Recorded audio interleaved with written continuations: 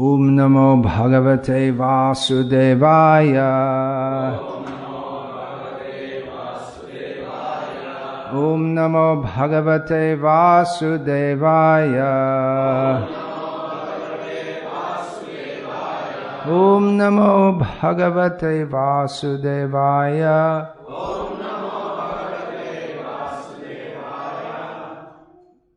This should be moved, is it? So that my head is not blocking the text.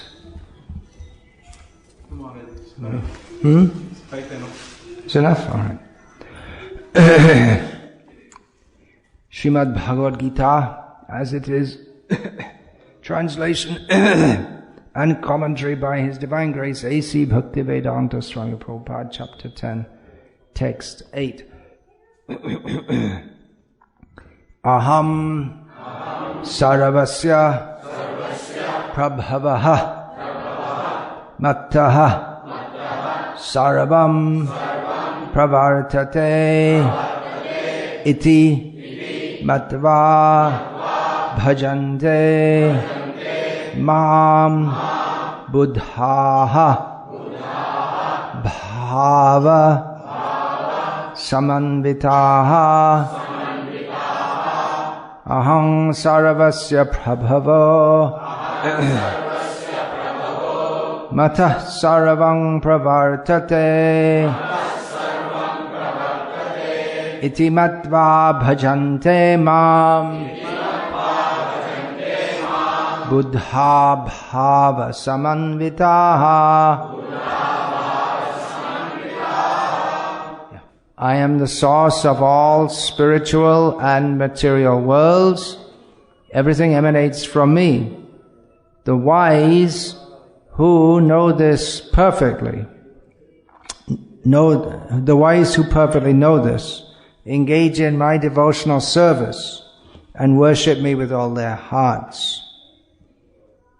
Purport: a learned scholar who has studied the Vedas perfectly and has information from authorities like Lord Chaitanya, and who knows how to apply these teachings, can understand that Krishna is the origin of everything in both the material and spiritual worlds, and because he knows this perfectly, he becomes firmly fixed in the devotional service of the Supreme Lord. He can never be deviated by any amount of nonsensical commentaries or by fools. All Vedic literature agrees that Krishna is the source of Brahma, Shiva and all other demigods. In the Atharva Veda, Gopala Tapani Upanishad, it is said, Yo Brahmanam vidadhati purvam yo vai vedangs chagapayati sma Krishnaha. It was Krishna who in the beginning instructed Brahma in Vedic knowledge and who disseminated Vedic knowledge in the past. End of quote. Then again the Narayana Upanishad says, Ata purusho ha vai narayano kamayata prajaha srijayeti.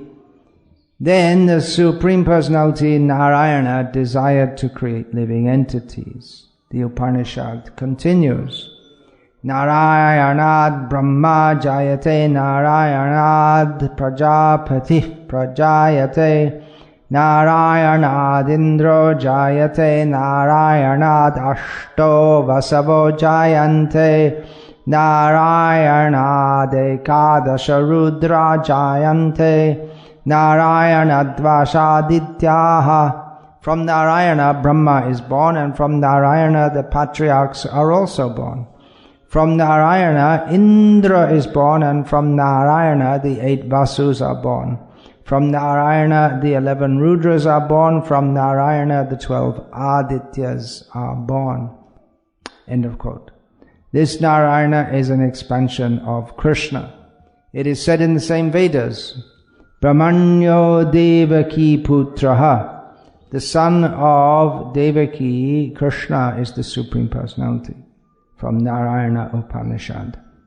Then it is said, Eko vai Narayana asin na Brahma na Ishano na po na Agni samao neme Dyava Prithivi na Nakshatrang na Suryaha.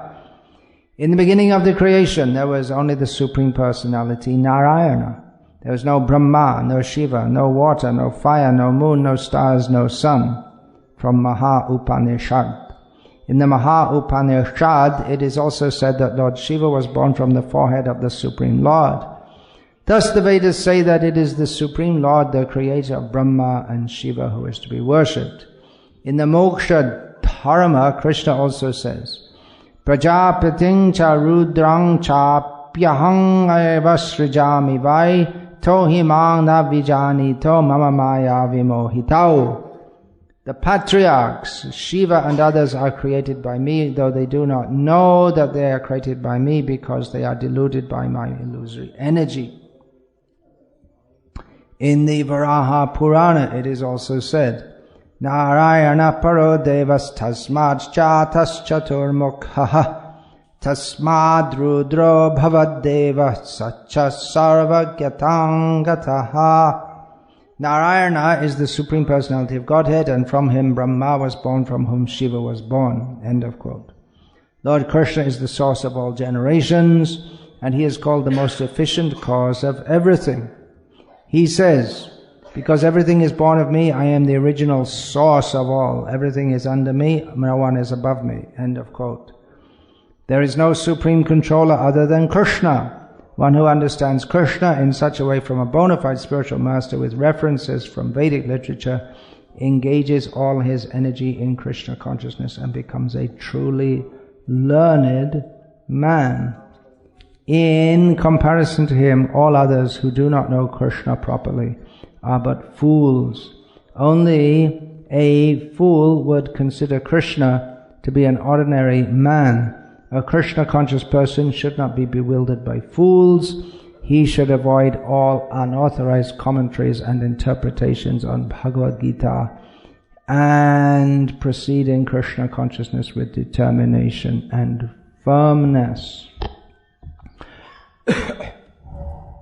Aham sarvasya prabhavo matah sarvam pravartate jante mam buddha bhava samambitaha. I am the source of all spiritual and material worlds. Everything emanates from me. The wise who know this, the wise who perfectly know this, engage in my devotional service and worship me with all their hearts. In this verse, Krishna describes himself and also people who understand him to be the Supreme Personality of Godhead, the source of all spiritual and material worlds, and who therefore engage in his devotional service and worship him with all their hearts. They are Buddha, they're learned or intelligent, thoughtful.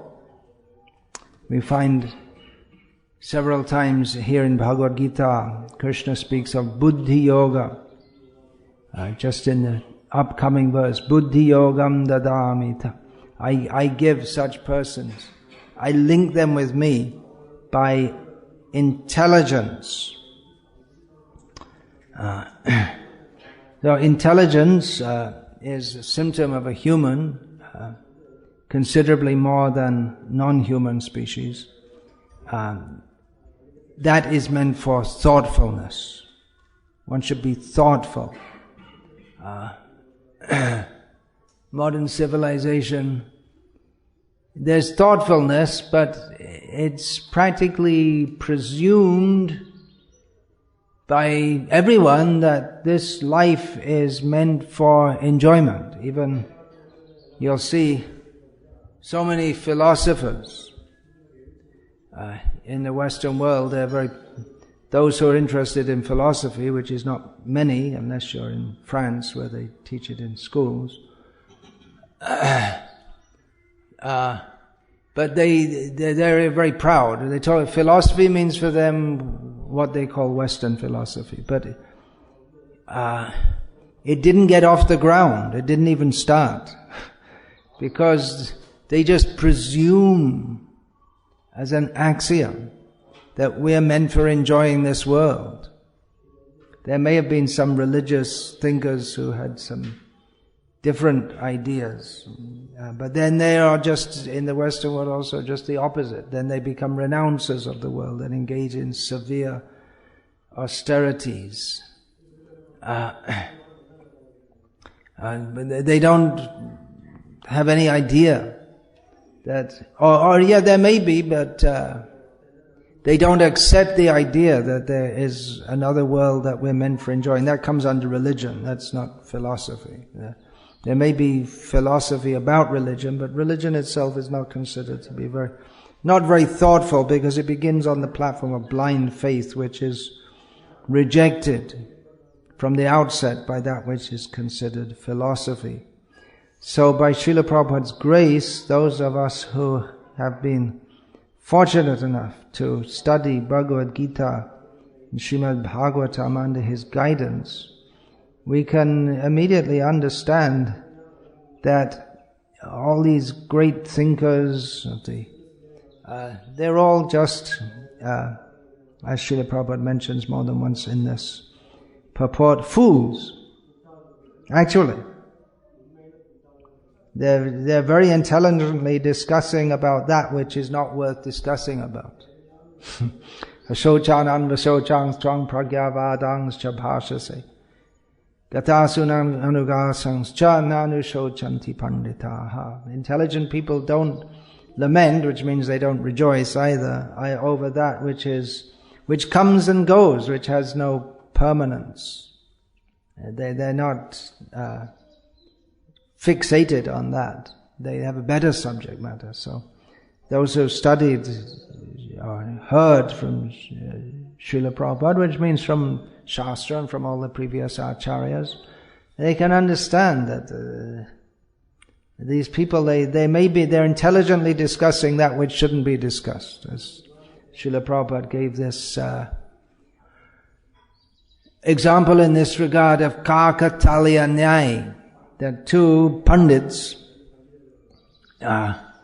they are walking along and they see there's a palm tree with ripe fruits on it, and one crow comes and lands on the tree just above the fruit, which immediately drops down to the ground.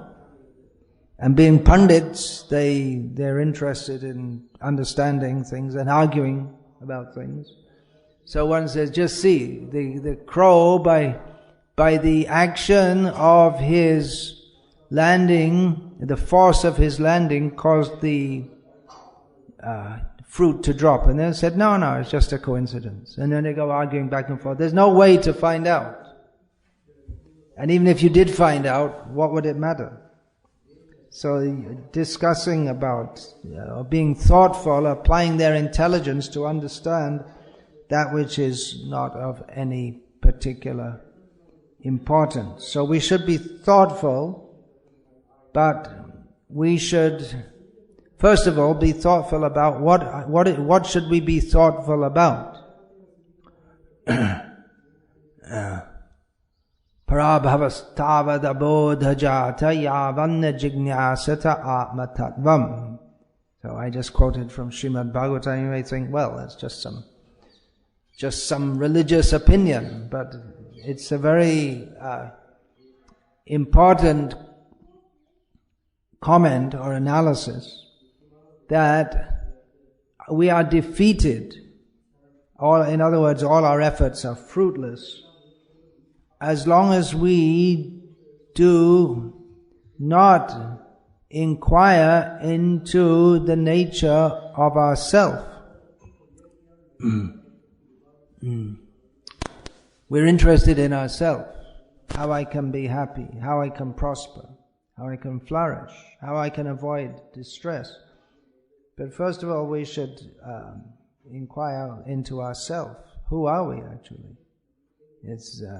Have whole philosophies developed in the Western world, utilitarianism, how everyone can cooperate together and be happy in the best possible way, but just based on the idea that we can be happy by having sufficient objects to maintain the body and live comfortably and enjoy sense gratification and not be troubled by disturbances. In other words, it's just on the animal platform.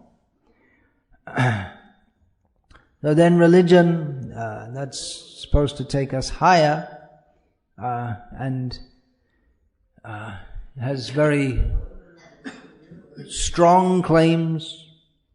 If you have to believe in this, otherwise you'll go to hell. If you do believe this, you'll be saved. If you don't believe that, you'll go to hell. We should be very thoughtful. It's the most important thing we should be thoughtful about.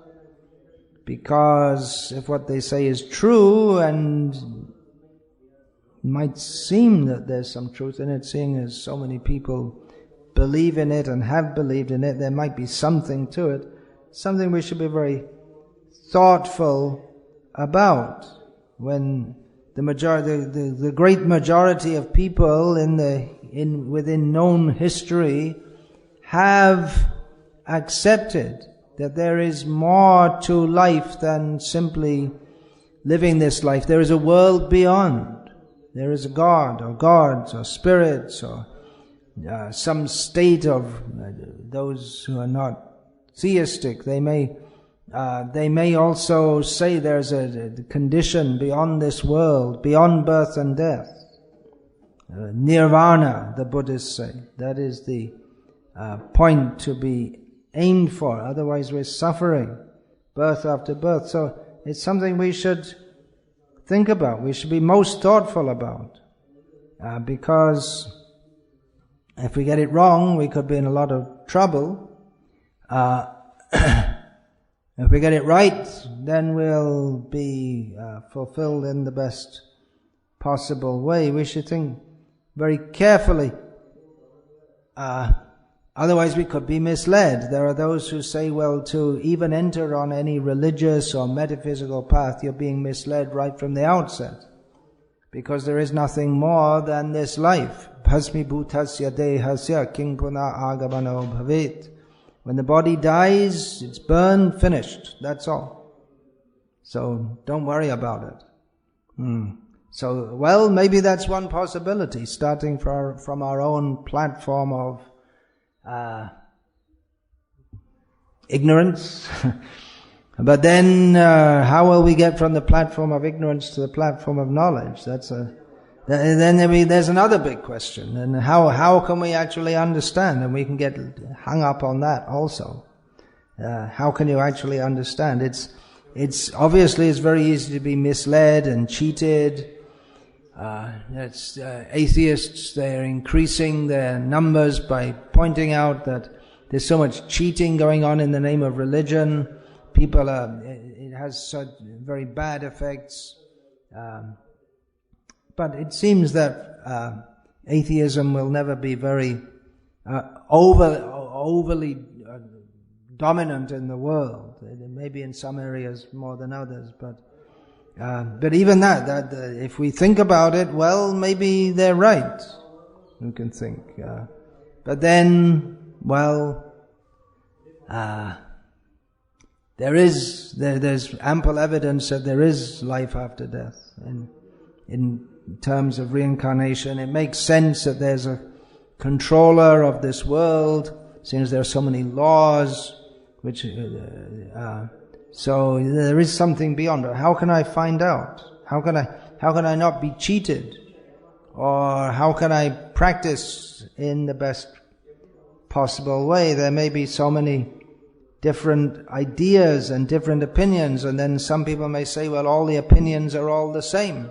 It all goes to the same goal. But it's a nice idea maybe, but it doesn't work out like that, because if someone from Islam says, no, it's only this way, not any other way, and then someone from Christianity says, no, it's only this way, it's not from that way, so they can't all be the same, because they contradict each other. And these religions will say, no, there's no life after death. There's no reincarnation. Others say, yeah, there is reincarnation. So they contradict each other. So it's not that they're you can't just say they're all the same and they all go the same way, because they themselves, they have exclusive claims. They claim to, some of them claim to be the only way. Different people will be inclined to follow different paths. Srila Prabhupada, in commenting on this, and saying when he was asked, as he was often asked in the Western world, what is the best religion? Because at that time in the Western world, although they had been for 2 millennia Christian, but now they were experiencing so many people coming, especially from India at that time. Excuse me.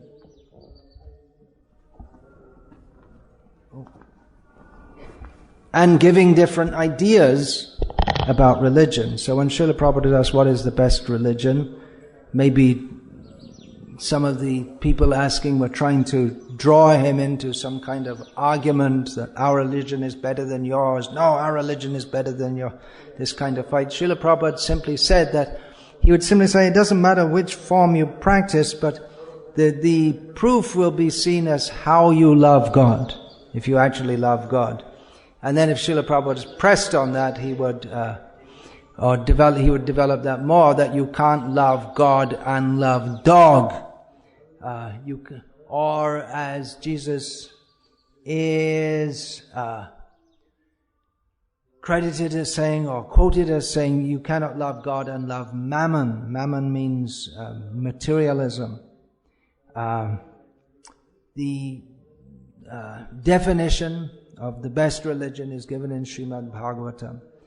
And we may say, well, that's in Bhagavatam, but then someone else will say something else. Yeah, so many people may say so many things, but if we try to examine intelligently Buddha, this verse says, with our intelligence, then we won't find a better definition than this. Of course, there may be different opinions about that, but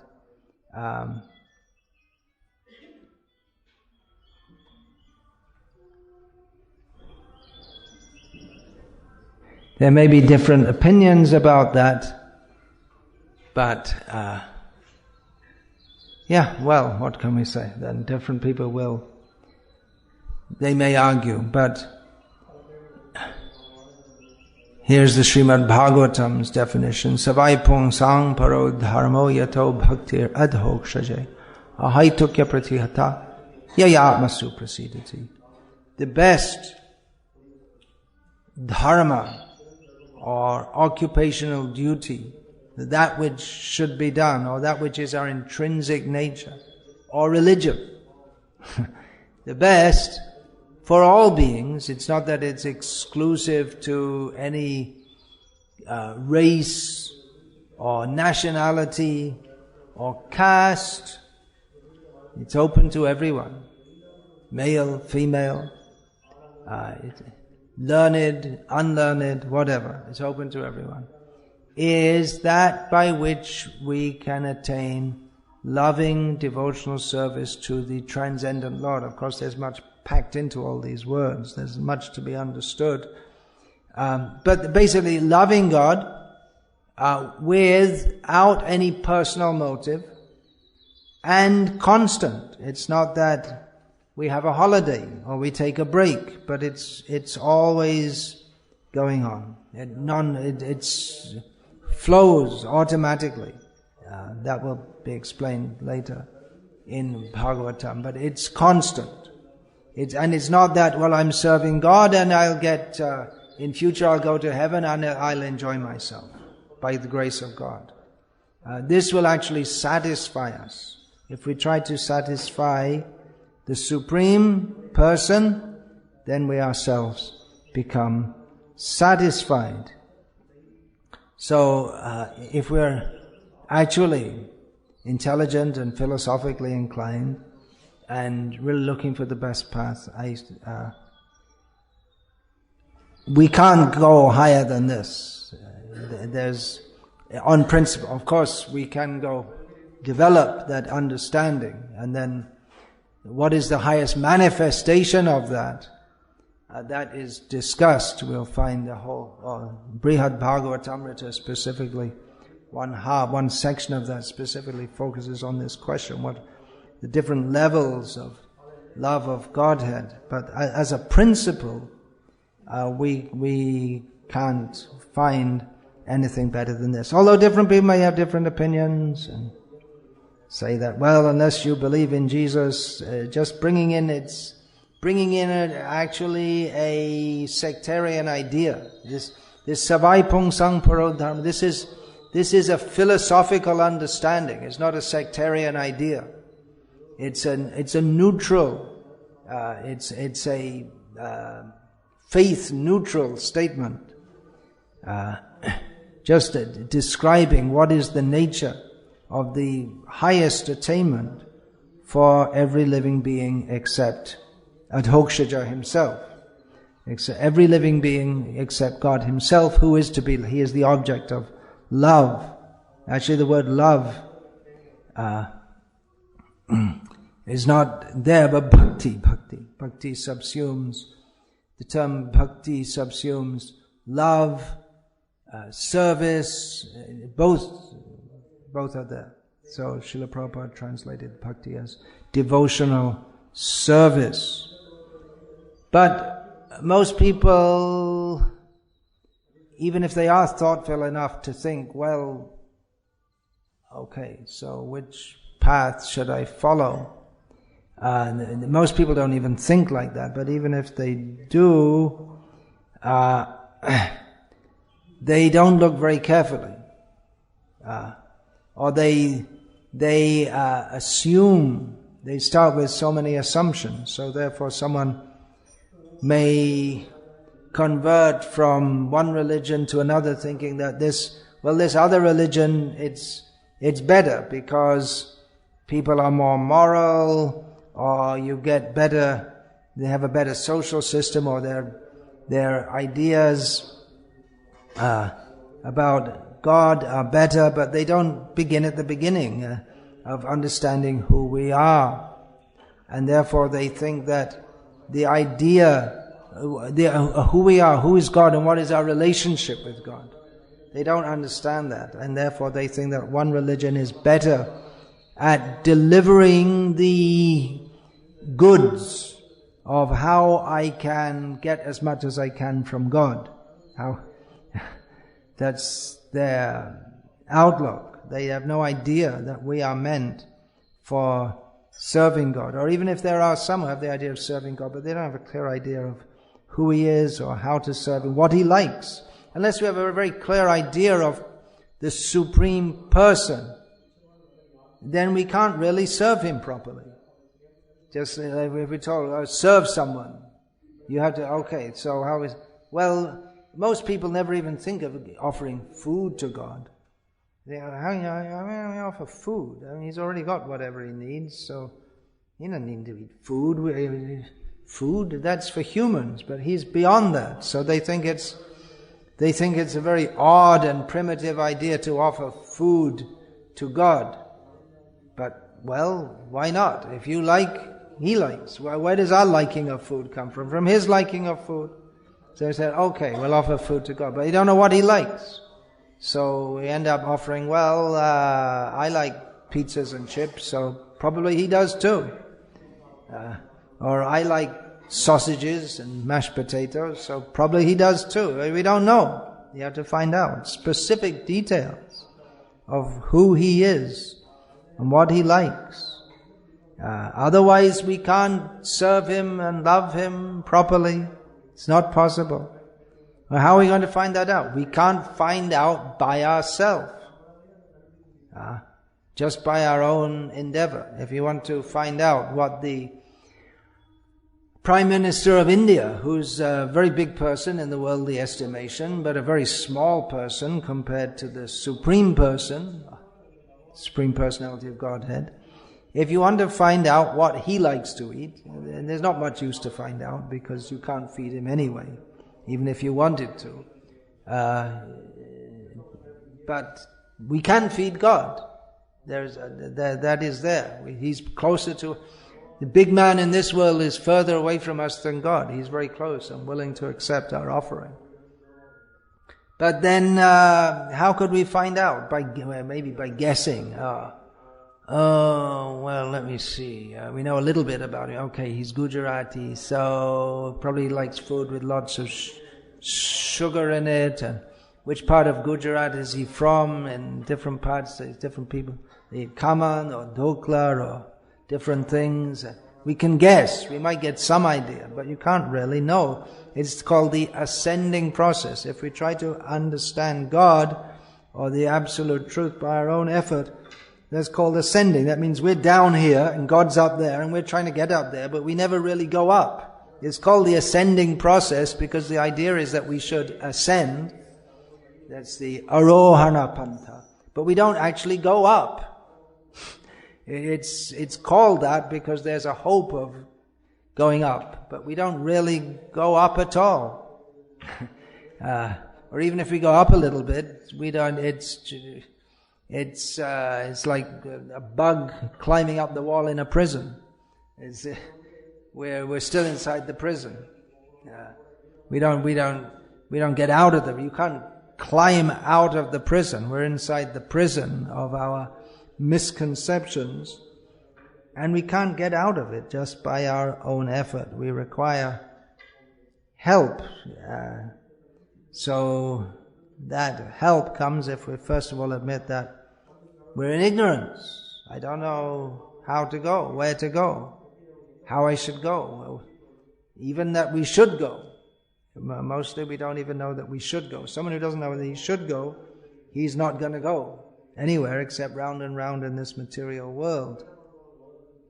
But the Vedic process of going up and understanding Krishna is to approach a guru. Now even this Bhagavad-gita, Gita Press, they've printed literally millions of copies of this in Hindi script. Some just the Bhagavad-gita just with the verses in Sanskrit. There are other versions with it in Hindi translation and other versions with Hindi commentary. And then they brought it out in English, and now they have it in different languages, and they've distributed millions and millions that's why they're called Gita Press. Although they do publish other books, but that's been their main book. But it's not just by reading it that we can understand. We have to accept a guru. Otherwise, you see, here in Bhagavad-gita, Krishna says, Aham sarvasya prabhava. And we understand it very clearly, that what Krishna says, he says, I am the source of generation of everything. So we understand it very clearly. Why do we understand it very clearly? Well, Krishna says so, but that's not all. That's because we understood it through Srila Prabhupada, through the bona fide parampara.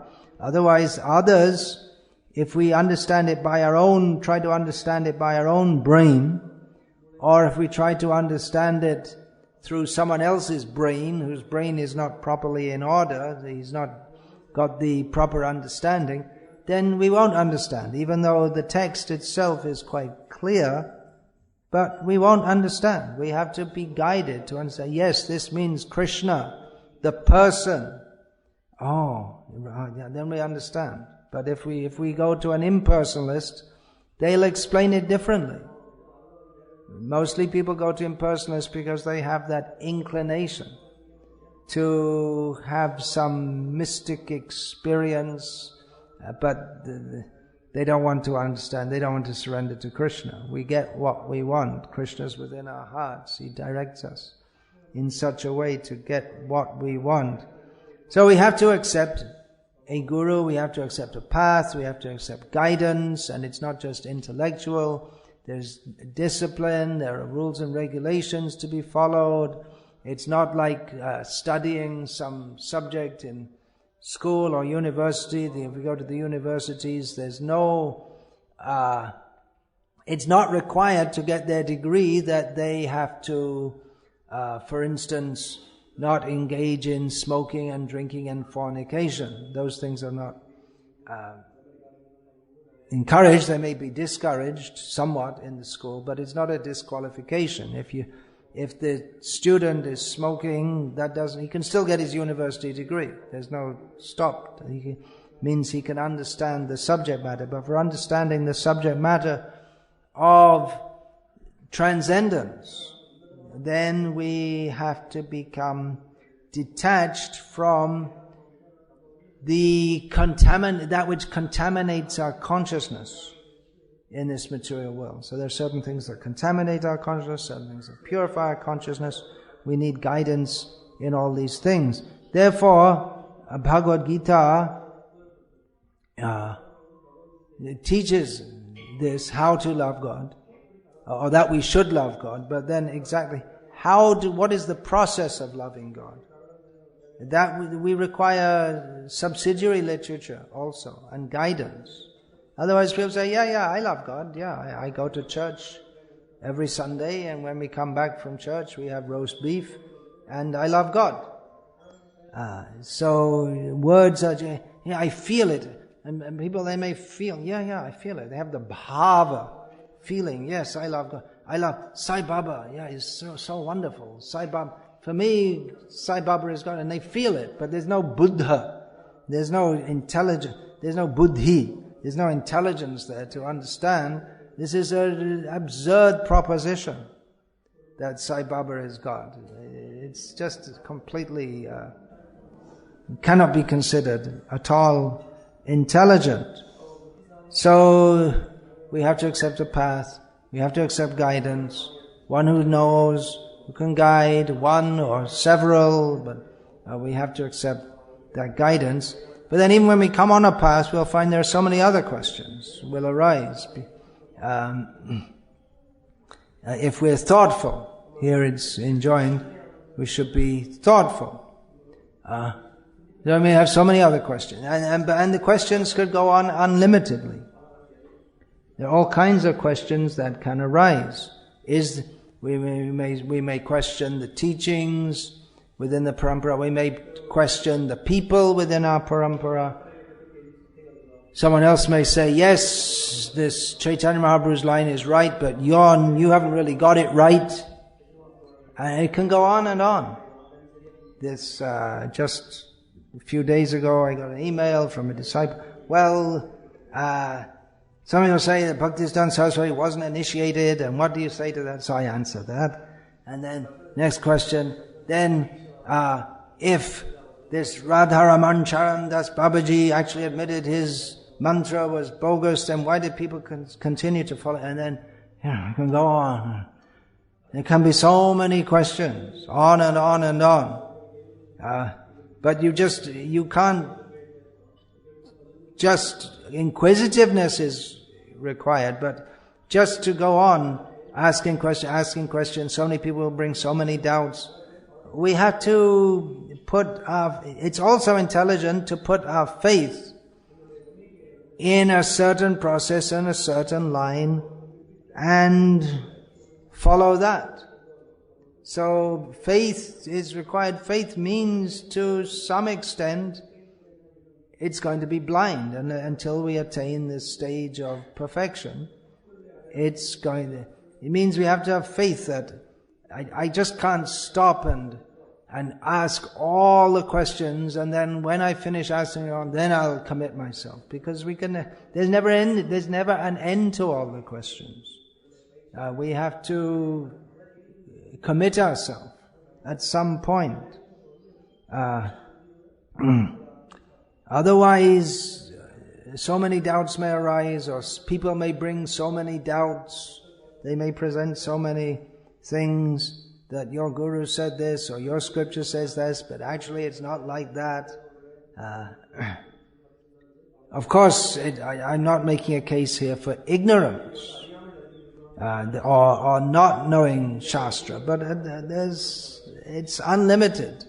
The different things that Maya can offer us to distract us, or even ourselves in our reading and contemplating. And if we have the attitude to do so, we can ask a question at every step. But then we'll stop stepping. When we say, how do I know I'm stepping in the right direction? Therefore we have to have some faith, not blind faith, not just, oh, Sai Baba's good. Oh, really? Oh, okay. There should be some good level of intelligence there, as Krishna mentions here. Not just feeling, if you have the feeling, oh yeah, I feel Sai Baba God. But no, it should be guided by intelligence. But it's also intelligent to understand that however intelligent I may think I am, that I can't understand everything anyway. I'm never going to be able to understand everything, every detail about everything. But I have to make process. Mahajano yena gata sapanta, following the footsteps of those who have gone there. In Buddhism, they call one name for the Buddha, or any I don't know how you can say it. Now we'd say self-realized, but they don't believe there's any self to realize. But anyway, Tathagata, the one who's gone there. So those who have gone there, well, how do you know they've gone there? Maybe they're bluffing. Well, anything's possible, but when you see great personalities like Swayambhu, Narada, Shambhu, Prahlada, what is that? Swayambhu, Narada, Shambhu, Kumara, Kapila, Manu, Prahlada, Janako, Bhishma, Balaya, Vyasa, Vayam. When we see there are such personalities, and they all agree on the same point, and they're all self-realized. Well, we can see by their understanding, their teaching. When someone else will say, well, I see the 12 apostles, they were, or the prophets of Islam, or, yeah, well, we have to see. We have some very good tools for understanding these matters from Bhagavad-gita, the three modes of material nature.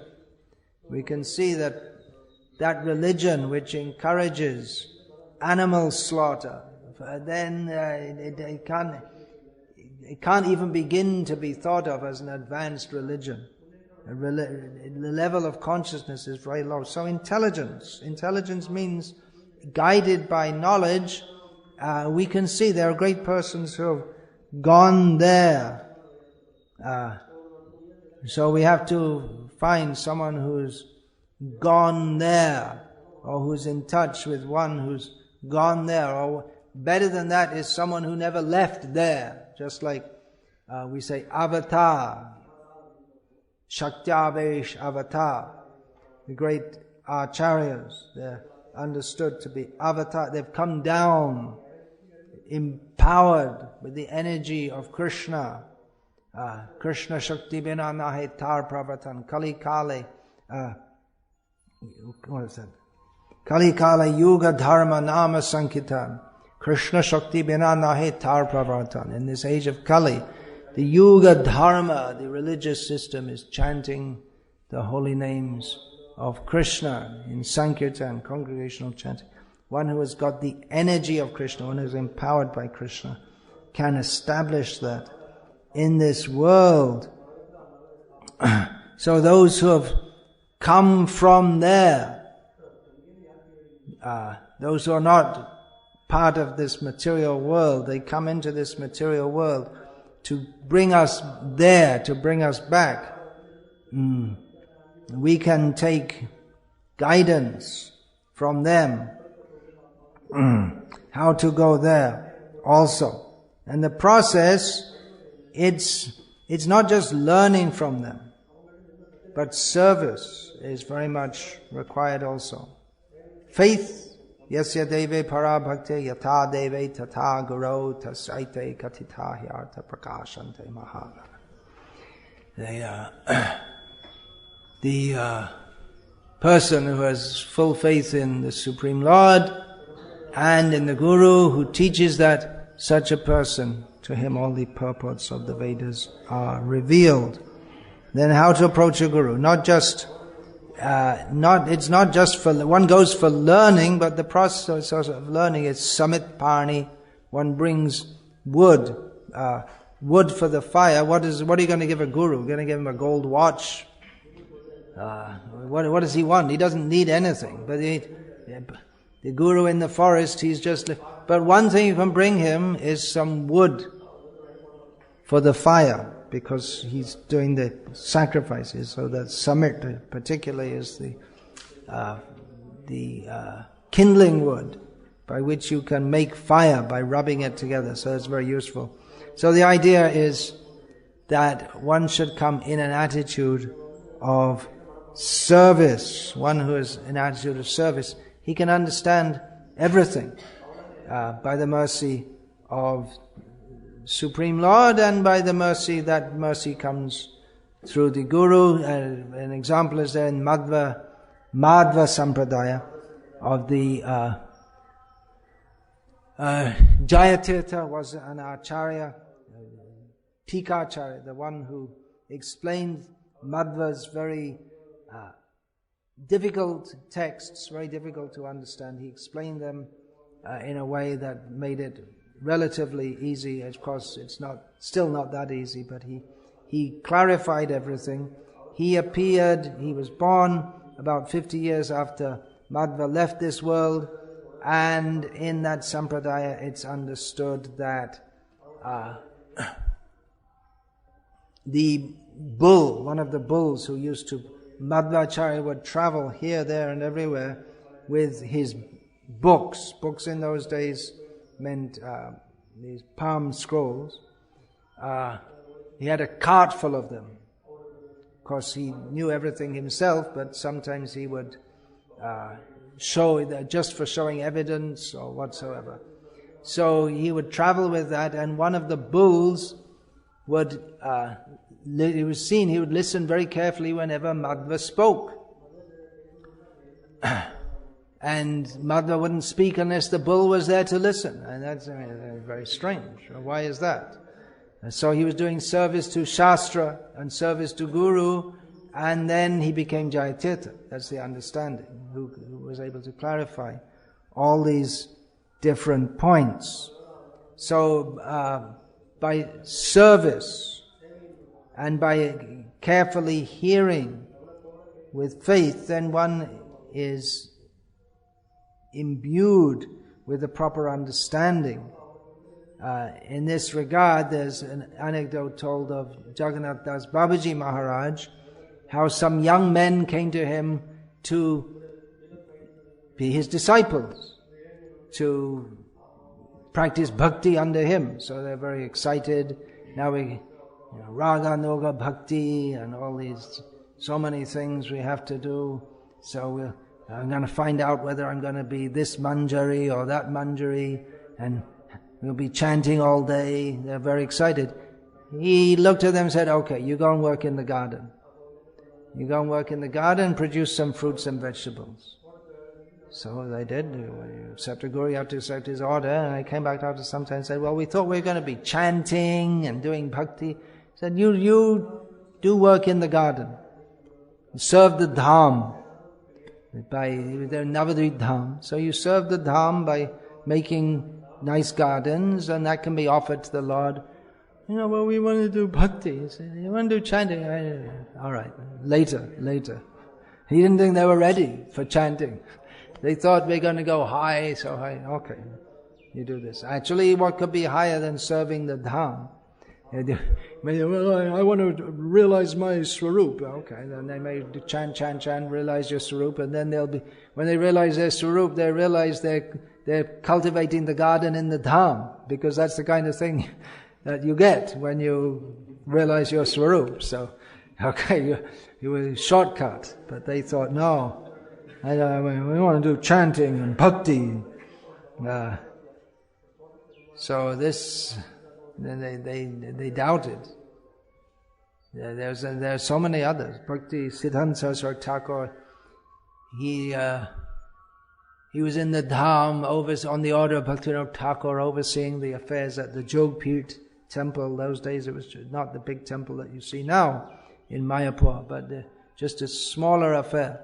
So he would oversee the affairs and keep the accounts and so many worldly matters he had to deal. One Babaji one young boy wanted to be a Babaji, came to him and said, "Now, what is all this?" He's keeping the accounts, noting, someone has given a donation, how is it spent? He's very concerned how it's spent.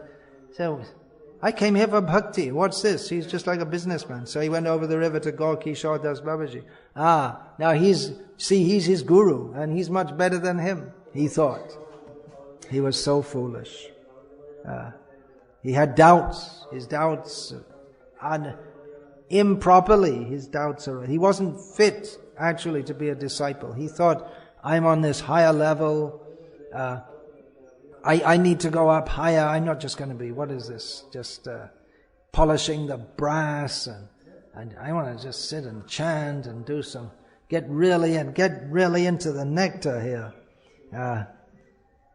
So he became, the Bhaktisiddhanta Saraswati Thakur described how he became misled, and he fell down ultimately because he was enchere pakka. The Bengali saying, you have here also in Tamil Nadu these jackfruits, very strangest kind of fruit, and it grows very strangely also, and here and there on the branches, on the trunk, sometimes even on the roots, it'll grow. So a very strange fruit. When it's kacha, or just growing, it's not soft for a fruit, it's green, and when it's ripe, some of them, they become yellow on the outside, some varieties of jackfruit. That spiky outer membrane becomes yellowish in color. So sometimes you see this little jackfruit, when it grows, it just starts very small and gradually can become so big that it becomes difficult to pick it up. It's so heavy. So it starts off very small, and sometimes when it's very small, just like 2-3 centimeters long, it becomes yellow. So I think, it became ripe very quickly, but it's useless. It looks, it already became ripe, but it's supposed to grow and then become ripe. Not that you can't use it for vegetable, you can't use it for fruit, you can only use it for fertilizer. You can't use it for anything. It's just like dung can be used for fertilizer. So, enchere pakka, Bengali saying, someone who becomes too smart, too quick. They already understood everything, but they didn't go through the process of growing. They want to become ripe immediately. So we want to find the highest truth intelligently. The highest truth is what? To have bhava for Krishna, Buddha. And intelligently one can understand that the highest truth is to love. Love who, what, why, when? Love God. Love means service. These Gauriya teachings are really the best. You can study, but you'll find that the exchange of love offered between Krishna and his devotees, that's we won't go higher. We won't find anything higher than this. It's very nice, as Srila Prabhupada often said. It's a very nice movement. It's singing, dancing, flowers, cultivating good qualities among them. Everyone wants to serve everyone else, becoming free of egoism. It's a very nice movement. In fact, that was my first impression when I first came to the temple. It's very nice. Everybody's very happy, nice. All the senses, nice. The whole building is permeated by incense smell. Everything. Very nice movement, Srila Prabhupada would say. It's not only philosophical, it appeals to our bhav, to our feelings also. Even in the very beginning stage, it's a very pleasing movement. Krishna consciousness is very pleasing. You can say that, well, that's sentiment. Yeah, well, sentiment is also wanted. It's not just that we have classes, and it's not just that we're studying and making philosophical categories like Sankhya philosophy, just study this. Okay, so now we have to serve Krishna. All right, pick up a bell, ring it, move the hands like this, offer arati, but we're not. It's supposed to be done with bhava. Oh, okay, I'm supposed to do it with bhava. Okay. And but it flows naturally. It's not that, I'm supposed to do it with feeling. Okay, all right. So it says I should do it with feeling, so let me do it. Okay, I'll try and feel something. But it comes automatically because it is our constitutional position to love Krishna. So sentiment is required also, so feeling for Krishna. But that has to be also regulated by proper understanding, feelings, not only feelings. Sometimes we see someone is giving Srimad Bhagavatam talk. It's just all feelings, that's all. Everyone feels nice and feels good, talking about the pastimes of Krishna. But there's nothing to lift us to the platform of full absorption, to the platform where we can actually be qualified to enter into that. It's only sentimental. So both things are required. Intelligence, sentiment. Sentiment for Krishna is very good, no doubt. But that has to become that we don't have sentiment for anything in this world also. Bhakti pareshanu bhava viraktiranyatra. We should have feeling for Krishna, but be detached from everything else also. So some intelligence is required. How can we understand all this? Well, that's mercy that comes down. When we have to reach up for it, it's not that we're just sitting down waiting for the mercy, we have to reach up for it also. Bhagyavan Jeev, Brahmanda Brahmite Kono Bhagyavan Jeev. One is very fortunate can understand this, otherwise someone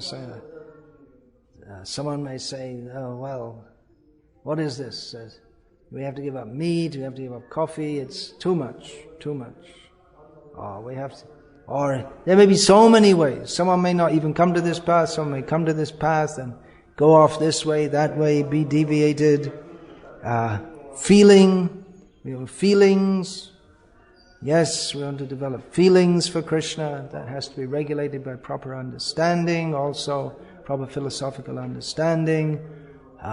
Also that feeling, that the first feeling we should have, actually before this bhava. Bhava is a prerequisite to prema, or it's bhava is in the stage of bhava bhakti, prema bhakti.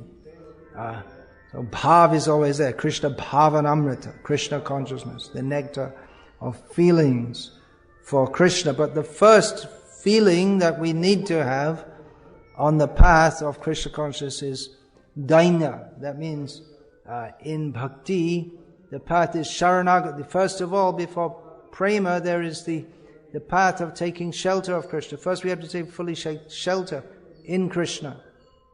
Not that we just jump into prema, but we're taking shelter, we're trying to enjoy this material world in so many ways. We take shelter of so many materialistic conceptions, beginning with, I am this body, and I'm meant to enjoy this world. So, sharanagati means to accept everything favorable for Krishna's service, reject everything unfavorable. It's an obstruction. To think of Krishna as my protector, as my maintainer, to fully give ourselves to Krishna, and dainya, or humility. And Bhaktivinoda Thakur, although in the verse that is given in Hari Bhakti Vilas, I believe they quote from Satvata Tantra, then these are the 6 processes, and dainya or karapanya, it comes last. But Bhaktivinoda Thakur, in his analysis of this, puts this first. The feeling that I am very fallen. If we think, well, I'm very great, I'm ready, I'm ready right from the start. Here, no need, I'll just go on the fast track. I'll just scoot past all these in-between stages and just jump right up there. Get right into the nectar, right at the beginning. But dainya, humility, thinking oneself very fallen and low, that is the first feeling. Before we can have feelings for Krishna and love of Krishna and become qualified to throw colors on Krishna or throw flowers on Krishna or steal Krishna's clothes or have our clothes stolen by Krishna or such things. First of all, first qualification is to feel that I don't have any qualification. I'm not fit for this at all. But I'm simply praying that by the mercy of Guru and Vaishnavas and Krishna, even though I'm unfit, they may accept me. This Narottam Das, he gives this understanding, and that is typical of all true Vaishnavas. Patita pavana hetu tava avatamo shama patita prabhu na paibeya. Praying to Chaitanya Mahaprabhu, you came down to pick up the fallen, you won't find anyone more fallen than me, he says. So how can he say that? Because he's obviously a very great devotee.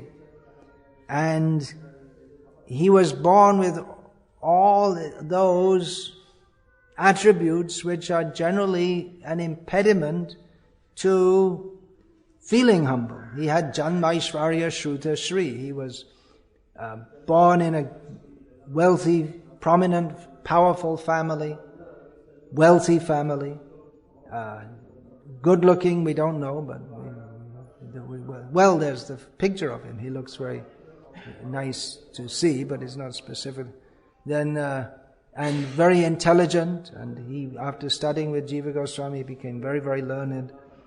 So he had all the high birth, wealth, beauty, riches, intelligence, learning, but still, although these generally produce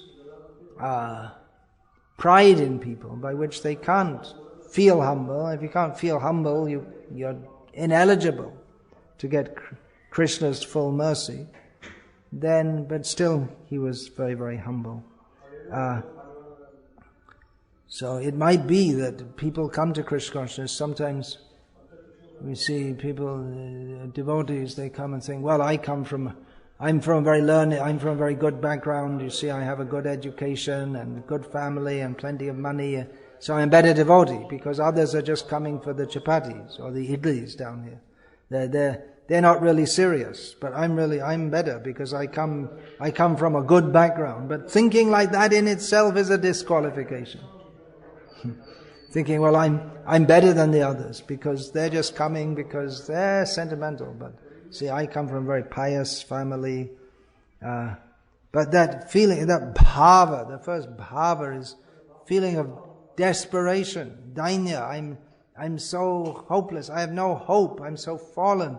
My only hope is the mercy of Hari, Guru, and Vaishnavas. Otherwise, I'm just, there's no hope whatsoever for me. So, if one is grossly sinful, well, we might think, well, it's easier, Vijagai and Madhai and Ajamil, but we may think, well, I'm very pious. I came to Krishna consciousness and have a good background. I never did any grossly sinful activities. I'm from a good family. That can be an obstruction. Although it's expected that people who come from a good family, King Puna Brahmana Punya. What is that? King Puna Brahmana Punya Rajashaya Tata. What is that? Bhakta Rajashaya Tata. Anityam Asukam Lokam Imam Prapya Bhajasva Mam. It's expected that people who come from high class families, or if they worship Krishna, they can very easily attain the highest result. What to speak of those who come from a sinful background, Stri, Shudra, Vaishya. So it's expected. But then if they think, well, I'm from a very good background, then immediately, if they think like that, then immediately they're disqualified. The disqualification is to think that I have no qualification to take to bhakti. Or even if one thinks, well, I'm from a very high position. But what is this high position? It means we're all chained in this world. Someone's chained with iron shackles, someone's chained with gold shackles, So if you say, well, I'm chained with gold shackles, so I'm better than the one with iron shackles. But it's meaningless. We're in this world because we're rascals, that's all. So we may think, well, I'm a pious rascal. But we should understand, actually we're here in this world because we're sinful. And my only hope, it's my birth in a high family and my pious background, it's not going to help me. Krishna's not going to be impressed by any of these things. Only this full giving ourselves to Krishna with understanding that I have no shelter but Krishna. Then Krishna will accept. Otherwise we'll remain in material consciousness. Or even if we're thinking, my spiritual, I have to see to my spiritual advancement. But the whole attitude should be one of service, what I'm required to do. Just like Jagannath Das Babaji sent the young boys, okay, you work in the field. Oh, what about my advancement? I have to chant. Didn't Chaitanya Mahaprabhu say to chant? We're supposed to chant. But Jagannath Das Babaji said, you work in the field. Okay, I take what's required. That's first, they had to imbibe the spirit of service. Otherwise we can go on chanting and reading and so many things and thinking we know so many things and becoming very advanced and within our own imagination. That's all. Because bhakti means the service spirit, devotional service. Feeling and service must be the service attitude. Otherwise, or it may be we may get, I'm doing so much service, others are recognizing. There's so many ways in which we can just go off focus. So the attitude in what is that? Srila Prabhupada writes, advancement in Krishna consciousness is dependent on the attitude of the performer. So everything has to be right on exactly. How can we know? How can we get that? Bhagya, by good fortune, we can give it. But good fortune comes to those who are who are willing to take it. Otherwise everyone can become fortunate. It's not that it's a lottery or that Krishna likes some more than others. Chosen people, the Jewish people have this idea. They're the chosen people. But everyone can become fortunate. But that requires also some sincerity. Otherwise we won't understand all these simple points. We are meant to serve God. We are not here to do some little service and get more service from Him. All these points we have to understand very clearly. Then we can make very nice advancement in devotional service. Otherwise, it may be lip service also, lip service only, or this dainya means understand. I am very small. Krishna is the source of everything. Aham sarvasya prabhu. Everything comes from Krishna. Who am I in relationship to Krishna? There's Krishna's great mercy that He's willing to accept us, even though we're very small. Oh, okay, I'll finish here. Hare Krishna. Any questions or comments about that place? Anything? Anyone? No. All right. Hare Krishna. Srimad Bhagavad-gita as it is, ki jai. His Divine Grace Srila Prabhupada ki jai. Hare Krishna.